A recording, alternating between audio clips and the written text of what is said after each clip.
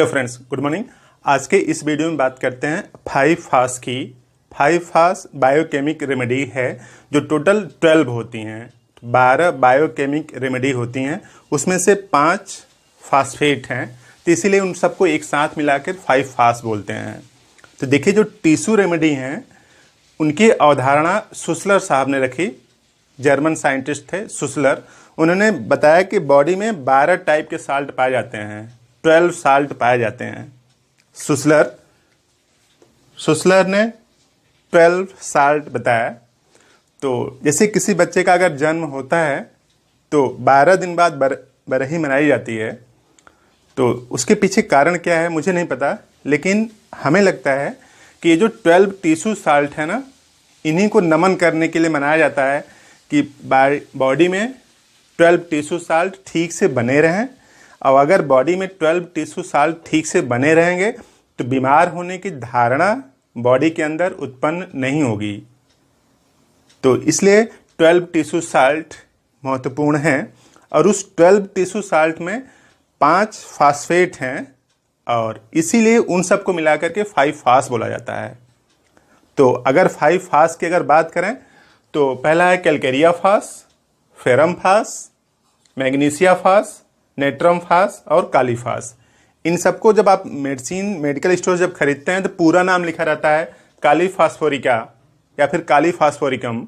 बात एक ही है, शार्ट में हम लोग उसको क्या लिखते हैं, फास। फास मीन्स फास्फोरिका या फिर फास्फोरिकम ना। तो ये देखिए 5 टाइप के फास्फेट हैं उसी 12 टिश्यू में। थोड़ी सी बात समझते हैं कि सुसलर साहब ने डिजीज को उत्पन्न होने का कारण और किस तरह से उसकी ओरिजिन समझाई। तो देखिए, सुसलर साहब ने ये बताया कि बॉडी के अंदर कई मेटाबॉलिक प्रोसेस चलते रहते हैं। मेटाबॉलिक प्रोसेस ठीक से चलेंगे तो बॉडी को प्रोसेस को एबनॉर्मल होने की संभावना कम होगी, खत्म होगी, और आप बीमार नहीं पड़ेंगे।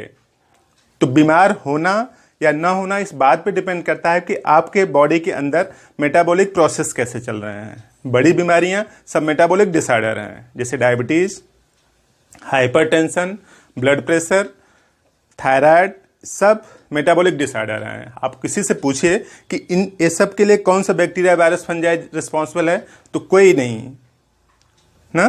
तो डायबिटीज, यूरिक एसिड, कोलेस्ट्रॉल, इन सब के लिए कोई बैक्टीरिया, वायरस, फंजाई रिस्पॉन्सिबल नहीं है। सिर्फ बॉडी के अंदर की जो मेटाबॉलिक प्रोसेस हैं वो एबनॉर्मल हो गई हैं, और उसी मेटाबॉलिक प्रोसेस के एबनॉर्मल होने के कारण बॉडी के अंदर डिजीज उत्पन्न होती हैं। तो देखिए, सुसलर ने बताया कि जैसे मान लीजिए यहाँ पे सेल है, ठीक, और एक ही टाइप के सेल मतलब एक काम करने वाली ना। तो एक टाइप के काम करने वाली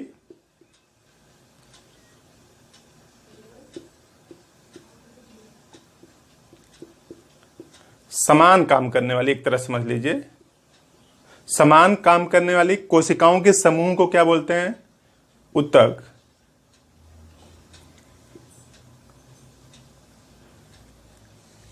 टिश्यू तब बनता है जब कई सेल आपस में कंबाइन होती हैं। और सुसलर साहब ने इस तरह से बताया कि जैसे मान लीजिए सेल है, सेल के अंदर 12 टाइप के साल्ट पाए जाते हैं।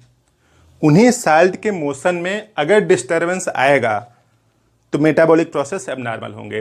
तो देखिए, जैसे मान लीजिए पूरा सेल है, सेल के अंदर उसका अपना क्या है, न्यूक्लियस है। न्यूक्लियस में क्या पाया जाता है, डीएनए और आरएनए पाया जाता है। डीएनए और आरएनए पाया जाता है। इस तरह से आरएनए बाहर भी पाया जाता है। तो इस तरह से डीएनए आरएनए का डिस्ट्रीब्यूशन होता है, और इसके अंदर ढेर सारे और कंपोनेंट्स पाए जाते हैं, माइटोकॉन्ड्रिया, एंडोप्लाज्मिक रेटिकुलम और पता नहीं क्या क्या ढेर सारी चीजें पाई जाती हैं। जब भी मेटाबॉलिक प्रोसेस होंगे, एग्जाम्पल के लिए आप समझ लीजिए प्रोटीन सिंथेसिस होगी, तो जब प्रोटीन सिंथेसिस होगी तो उसमें डीएनए कंट्रीब्यूट करता है। अब प्रोटीन बनाने के लिए क्या चाहिए, अमीनो एसिड चाहिए। प्रोटीन बनाने के लिए क्या चाहिए, अमीनो एसिड। तो बॉडी के अंदर कोई भी अगर प्रोसेस चलेगा तो बिना एनर्जी की तो ऑपरेट होगा नहीं। तो बॉडी के अंदर प्रोसेस चले, ठीक से चले और उचित मात्रा में चले, उसके लिए जरूरी है कि कुछ सॉल्ट की जरूरत है और कुछ एनर्जी की जरूरत है। तो देखिए, जो बॉडी के लिए जो एनर्जी है ठीक है बात है, अमीनो एसिड कंबाइन होकर क्या बनाएगा, प्रोटीन बनाएगा ना। इस प्रोटीन को बनाने के लिए जब अमीनो एसिड, एक अमीनो एसिड दूसरे अमीनो एसिड से कंबाइन होता है ना, तो एटीपी लगती है। एटीपी का फुल फॉर्म है एडिनोसिन ट्राइफॉस्फेट। एडिनोसिन ट्राइफॉस्फेट यानी 3 फास्फेट मिलेंगे तब जाके एनर्जी का एक मॉलिक्यूल बनेगा, एटीपी बनेगा। तो फास्फेट तो यही से आएगा ना, इस सब में तो फास्फेट है, तो फास्फेट तो यहां से आने वाला है। तो देखिए एटीपी बनने के लिए जरूरी है किसकी, 3 फास्फेट, यानी इसी तरीके के 3 PO4 2 नेगेटिव मिलेंगे। तो 3 फास्फेट जब मिलेंगे तब जाके एक एटीपी बनेगी। और बॉडी के अंदर एनर्जी है तब मेटाबॉलिक प्रोसेस चलते हैं ना। तो डीएनए ने प्रोटीन बनाने के लिए स्टार्ट किया तो अमीनो एसिड तो आ गए, लेकिन एक अमीनो एसिड को दूसरा अमीनो एसिड जोड़ेगा कैसे। यूं समझ लीजिए कि ईंट, सरिया, गिट्टी, बालू सब आ गए, लेकिन एक ईंट को दूसरे ईंट से जोड़ेगा कौन। उसके लिए क्या चाहिए, सीमेंट चाहिए। सीमेंट के साथ साथ एक मिस्त्री भी चाहिए, लेबर भी चाहिए। तो उसी तरीके से बॉडी के अंदर अगर इन सब टिश्यू साल्ट में अगर कुछ कमी हुई तो कोई एक मेटाबॉलिक प्रोसेस स्लो हो जाएगा या उचित समय पर पूरा नहीं हो पाएगा। जब मेटाबॉलिक प्रोसेस उचित समय पर पूरा नहीं हो पाएगा तो कुछ न कुछ दिक्कतें स्टार्ट होंगी। तो दिक्कतें एकदम नॉर्मल से स्टार्ट होंगी, किसी को एहसास नहीं होगा, लेकिन जब वो बड़े फॉर्म में आ जाती हैं, जब साइन सिम्टम्स प्रोड्यूस करने लगती हैं, तब सचेत हो जाता है आदमी, तब उसको कष्ट होने लगता है, इसलिए सचेत हो जाता है। तो सुसलर साहब ने यह बताया कि जब भी मेटाबॉलिक प्रोसेस के दौरान किसी भी साल्ट की कमी होगी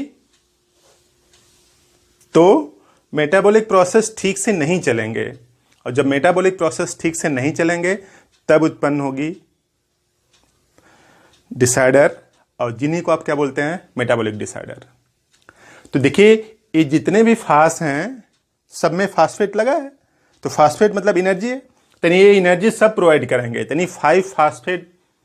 5 फास्फेट आपस में मिलेंगे, तो जो भी मेडिसिन बनी है 5 फास्ट के नाम से जाती है। तो वो पहला बात कि आपके अंदर एनर्जी कंजम्पशन को एक्सेलरेट कर देंगे, बढ़ा देंगे। तो जो थकान लगी रहती है, जो इरिटेशन आता है, उन सब से निजात मिल सकती है। और उसका जो काउंटर पार्ट है, जैसे कैलकेरिया फास्ट है, तो जो कैल्शियम है ना, अब कैल्शियम बोन टीथ तो बनाता ही बनाता है, जो मसल कंट्रैक्शन है ना, मसल कंट्रैक्शन है, उसमें भी यूज होता है कैल्शियम। तो कैल्शियम का जो मेजर कंपोनेंट है, बोन टीथ बनाता है, उसके साथ साथ मसल कंट्रैक्शन में भी कंट्रीब्यूट करता है। तो मसल्स में ऐठन आना या फिर पेन आना, इस तरह के जो सिम्टम्स आते हैं, एंटिसिपेशन, कुछ लोग ऐसा महसूस करते हैं कि जब बीमारी के बारे में सोचते हैं तो उनकी बीमारी बढ़ जाती है। तो कैलकेरिया फास्ट का बहुत अच्छा इंडिकेशन है कि अगर आप सोचते हैं कि ये मुझे बीमारी है और अगर वो बीमारी बढ़ जाती है तो इंडिकेशन किसका है, कैलकेरिया फास्ट का। तो ये सब चीज़ें बाद में, अभी हम लोग सिर्फ समझते हैं कि उसका मेजर कंपोनेंट किस तरह से है। तो जो देखिए जो कैल्शियम है, बोन बनाता है, टीथ बनाता है, मसल कंट्रैक्शन में, मसल में फड़कन होने लगे तो हो सकता है कैल्शियम की एबनॉर्मलिटी हो। और ये फेरम फास्ट, ये तो एनर्जी वाला कंपोनेंट है, और जो फेरम है ना, ये ऑक्सीजन को पहुंचाता है। यानी ये जो हीमोग्लोबिन है ना, जिसको आप क्या बोलते हैं, हीमोग्लोबिन। हीमोग्लोबिन में 2 चीजें हैं, एक Fe है, 2 पॉजिटिव है, और दूसरा प्रोटीन है ग्लोबुलिन। तो देखिए प्रोटीन जब Fe2 पॉजिटिव से फेरम से मिलेगा तब क्या बनेगा, हीमोग्लोबिन। ये जो हीमोग्लोबिन है ना, ऑक्सीजन को ट्रांसपोर्ट करता है, लंग से ले जाकर के पूरी बॉडी के टिश्यू में पहुंचाता है। तो जो फेरम फास्ट है उसका भी रोल है भाई। ऑक्सीजन जब जाएगी नहीं, जब ऑक्सीजन जाएगी नहीं, उसका ट्रांसपोर्ट नहीं होगा तो एनर्जी कैसे बनेगी ना। यानी आपके पास ढेर सारा फास्फेट हो ना, तब भी एनर्जी नहीं बन पाएगी, क्योंकि ऑक्सीजन की भी जरूरत है ना। तो ये ऑक्सीजन को ट्रांसपोर्ट करता है फेरम फास्ट। जो मैग्नीशिया फास्ट है, एंजाइम, बॉडी के अंदर कई एंजाइम पाए जाते हैं, एंजाइम को एक्टिवेट करता है। तो जैसे इस तरह से यूँ समझ लीजिए कि जब हम लोग ग्लूकोज खाते हैं, ये है ग्लूकोज तो एक बॉडी में एनर्जी में कन्वर्ट होने से पहले कई स्टेप से गुजरता है, डायरेक्ट एनर्जी में नहीं कन्वर्ट हो जाता है, कई स्टेप से गुजरता है। तो एक बनता है ग्लूकोज 6 फास्फेट, ग्लूकोज 6 फास्फेट बनता है।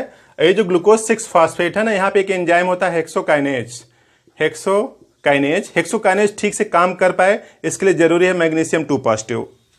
अगर मैग्नीशियम 2 पॉजिटिव नहीं है तो हेक्सोकाइनेज ठीक से काम नहीं कर पाएगा। तो इस तरह से मैग्नीशिया फास भी बॉडी के लिए इसेंशियल कंपोनेंट है ना। तो ग्लूकोज आप खाएंगे, एनर्जी तब मिलेगी जब Mg2 पॉजिटिव ठीक समय पर पहुंच जाएगा रिएक्शन को स्टार्ट करने के लिए।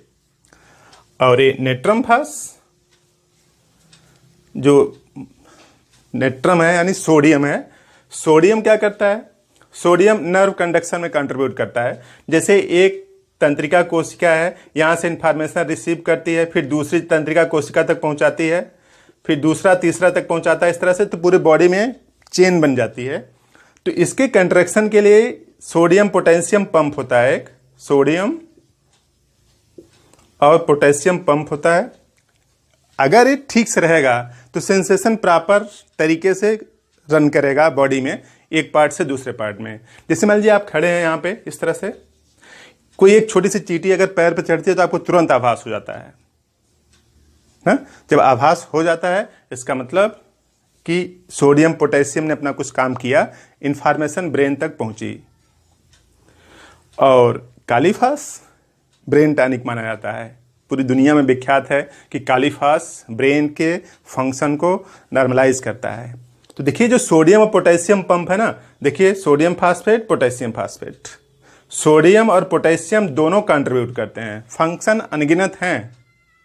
सोडियम की अगर बात करें तो सोडियम, जैसे हम लोग नमक खाते हैं ना, ये है सोडियम क्लोराइड, तो ये फूड फ्लेवर को बढ़ाता है, डाइजेस्टिबिलिटी को बढ़ाता है ना, और एसिमिलेबिलिटी को बढ़ाता है, एब्जॉर्ब होने को भी बढ़ाता है ना। अगर सोडियम पूरी बॉडी से निकाल दिया जाए, इमेजिन कर लीजिए, कुछ लोग बोलते हैं कि उनमें सोडियम डिस्टर्बेंस होता है, यूरिक एसिड बढ़ गया, मोनोसोडियम यूरेट के रूप में जमा हो गया, तो बोलते हैं सोडियम ले ही ना। अगर आप सोडियम नहीं लेंगे ना तो ये जो शरीर है ना, इस शरीर के अंदर लगभग 60 से 65% पानी है ना। तो एक जो सोडियम है ना, वाटर को रिटेन करता है, सोडियम वाटर को बाइंड किए रखता है। इसलिए देखिए किसी को डायरिया डिसेंट्री होती है तो बोलते हैं साल्ट ORS का घोल पिलाइए। ORS में क्या होता है, सोडियम होता है, ग्लूकोज होता है, सोडियम क्लोराइड ग्लूकोज, तो ORS का घोल बनाते हैं। तो ये बॉडी में वाटर की मात्रा प्रॉपर बनाए रखता है। तो इस तरह से नेट्रम फास और कालीफास एक दूसरे के कंट्रीब्यूशन में, कोलैबोरेशन में काम करते हैं। सोडियम जहां पे है उसी के काउंटर दूसरे पार्ट क्या है, पोटेशियम भी है। तो इस तरह से जो 5 फास हैं मेटाबॉलिज्म को रेगुलेट करते हैं। सुसलर साहब ने ऐसा ही बताया कि 12 टिश्यू रेमेडी के जो 5 फास हैं एनर्जेटाइज कर देंगे पूरी बॉडी में, एनर्जी के कंजम्पशन को इम्प्रूव करेंगे, नॉर्मलाइज करेंगे। और 12 टिश्यू साल्ट जो है, बायो कम्बिनेशन 28 नंबर आता है तो उसमें 12 टाइप के साल्ट होते हैं। ये जो 28 नंबर का आता है, बायो कम्बिनेशन 28 नंबर का आता है, ठीक।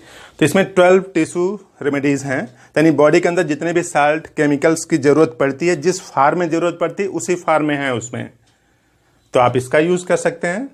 इसको 4 टैबलेट 1 कप गुनगुने पानी में घोल करके 3 बार, जैसे आप ऑफिस में काम करते हैं, कहीं जॉब करते हैं तो वहां पे गुनगुना पानी गर्म नहीं मिल पाता तो आप सीधे 4 गोली जीभ पर रख जाइए। और ये 5 फास जिनको लगता है कि शरीर में एनर्जी ही नहीं है, कमजोरी सी लगती है, चिड़चिड़ापन है, किसी काम में मन नहीं लगता, जल्दी से थक जाते हैं, इन सब के लिए 5 फास जरूरी है। और 5 फास का आप यूज करें।